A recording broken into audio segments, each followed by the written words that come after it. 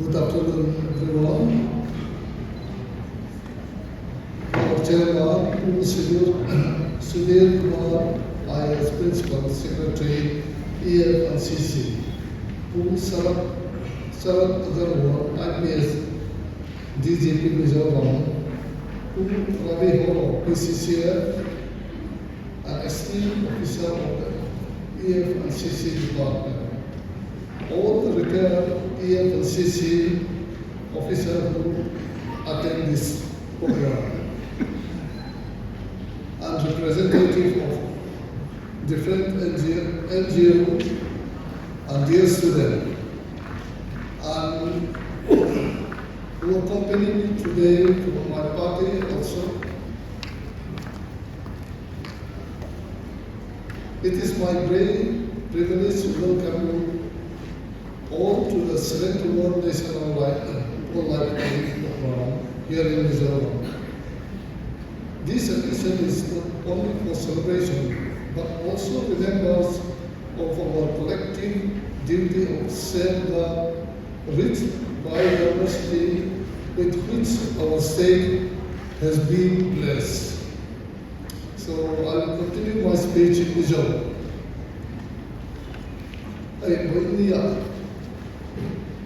Voice of Sari Pakhatna, National Wildlife Week, Sunday Sunday Pama, Kanan Hawle Kaya. Any children say, Tom Hansa was a no Pama to a tron, Ania. Can you teach up to hearing a certain Forest Department here, Tron, and all about China? A big third listener. Wildlife Action Plan 2017-2031. Hey, Dr. Hasbadan Khan, Ahoma. Hemi Ayani project he Pamasian, Ania. Climate change there, marine ecosystem there, human-animal conflict there. People support the private sector participation there. Hey, Emmanuel can utilize what he can do. As hands, when they are hearing people support the hearing a country, and I hear my Mizoram hearing, hearing kan mai se ta hianin silai kan nei chuanin ranum ka sape lahi ala le rele hemi kan ti kenze te tu hianin nai wana akan sari maya mania notice air rifle shooting competition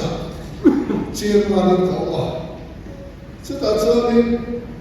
kan soya angai date kan la khoma ni se ta hi chonin an silai te hi target shooting na lo hong na sa ko maya keni forest ko here na hemi private sector participation here na sare as wala awareness campaign kan nei ngai ka ria people support to po he ngai he project panga hi acting kan utilize the he ka chelawa an nakina kan department of communication to ngai taila kum sam ni so tasaritra som thum pakathen ania he pui mo kan ria voi ni kan thupui ahi ane dira human animal coexistence ania Nifile mansade che ho tu kanni ba ama lo chu in ta chen sa tu kannia ama ni on the trip kan to hum halama this kan population lo tham zela to ama ni ta na lo tu bin kan on thia maya a chan chu in mo tun kanni khobar thia sa zele boin ya choni he kan in mo tun nahi soi se lo ko tam hi tu na he kan mu chu ne ani chu tiang chu boin ya he he kan khoe kan man dan tu rahi fel tak ma le la ma chon ke ni bizo ka din wa hiya din enia dan sumale am de ba kan dia ma se no mo ni sa ba lo kan sia chu wa sa dan kan som kham kham hi ma ya chu dan kan som na tu chuan in awareness kan na de tam mai ni na sa ta ri tu na po hiya din zoom tu ya som sa zanu fa ho ata tam tak chon ka cha in an dream pe na ta mo ni chen khan pe se ti lui ta khra na tu voi ni he dan mo che tam ta rai chu kam ding sor kham thok te ani ka tu to hey forest minister ana charge ka na ba hiani kalom de chu kan zuan tu te hian forest minister ini tang hiani kan kan tha the lo tu kan lo tia le lam tok ta chuan a business man ta chu ban ko thlo mai thia a mai ro chu he coexistent human animal coexistent ta la tran kan la na lo lam chu ni tu na po western bypass ko local no na so ni local tu na so happy life tu plan cp so te lai ram ve la kan ram sa te ve ni na tu lung ro anga tham ro ta ka an che na tu na hiani ke ni po na sa kan di ma sa he achan chu ani nuam ta kan lu ve na tu kan ti che a ho ema chu te ngam tu chuanin voi ni lo kal khom tre he ni ten chan hiani mizoram pu hi kan som kan le chu ni tin he ko lo thau sawa sape lo hun do ta sape lo hun do han ti la kon thwa li chuan chu thin lum chu lo ma chu gam chuan he ang sape te hi kan rama ati tu ni to lo ni china kan mi thiam tak tak ten kha tv khan anam show to PowerPoint presentation in anam ti to kan le mo ka thela ba WPA ya khan sidul ko ti kha ani de fet to mai ni sidul tu ha chu te biam mai zo ma sel kan ti tele eng mo de cho kha ni sidul ko kan lo ti na kan lo tha a khem na punishment na a la je kha le lam ba ma choni a kun ti tel to poi ka ti ang na a chan chu kha punishment na kan she ka ba ka chu bang choni kan in zilti na sa tanai ni hey tu nai thang thara chon kan fa ta kan tum to poi sa hi nei ke ta ran sa phai ni chu e lo alo bong biao ma sa chu ti ngai chu le ba bu lu dem ta chon kha thi lum kha ala le mai ni ani na ta chuanin tu ma sai tu ma lai chuanin ram sa te khatia kan ba eng lo hi kan sam ve ani a ram sa ai hianin ke ma ni ran bu ne hi atui zo athiam him zo ram sa de chu an ka le egeni an so zo ba ni ne la an limite atui tak tak thei so ba zo ni hen ta po hi chang thara hoi ni lo kan khom te student te le she pa ta poi kan in zir ti le sa amai le ta sia so ba zo he project ko tak mai third national wildlife action plan 2031 ko hi nasale zwala an man tron ka tu le ka sia ti kha kan in cha ro boka tin kan kal chu zema heram kan en ko tu la hiane kan rom hiane na system perta dan loya kal chau kan tum lo la bia cái này dân biên ta chú cùng khát lệ thạc quá lệ ni som đi bát đi về tu là hay cái số khát chơi cái gì à ni bùi hết ni bê sẽ sao lệ mà Congress cùng som đi bát đi à số khát à MNF cùng som à số khát lệ chú thì chú cùng đi bao cái số khát mai tu là hết nó stakin pressure kan đó mà sẽ hết bát thiên ruột đi bát thiên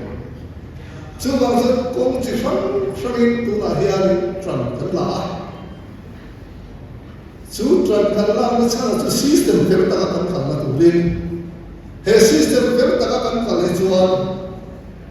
cần học tu bao giờ cần chỉ minister ulang do nó sẽ amen and give the system ham hen ati rate corruption tu corruption ne anasa MP hetia soibe ayat alona sa kan hun sun po hian chu bang chuanin chu tiang system mai kan ti fel nge kan ti re no zela tem mi hri in pek la le hetem hi amaya chu bang chuan he kan so kha chu re lo ti a po hian na sa ta ka pressure ni lo pek ka tei pathian ruat ni ka ria alo le ka ria chu tiang ta chuanin he ram hi poinia chuan kalpum tharin akal ko la chu kalpum thara alo kala tu wainia akumu alapa so ma chu mi par so lo tu la ta na tranla na ko ana re a apa so chuan he zo lo mi zo lam nuo aniawa ti chuanin mitin te ten arandum pathianina kan chen pui tu na ata te nen po inherent takin kan chen ho the to no ni chumi ni lo chuanin dan chu le mo ka india ma engim ti the mo kan india ti a le ani e ke ni mi sara ko kan pin khu le a kong chita takin a sarhar ma sati da min ti ti ro tuma an bei do wa ni soi se na sa yem thi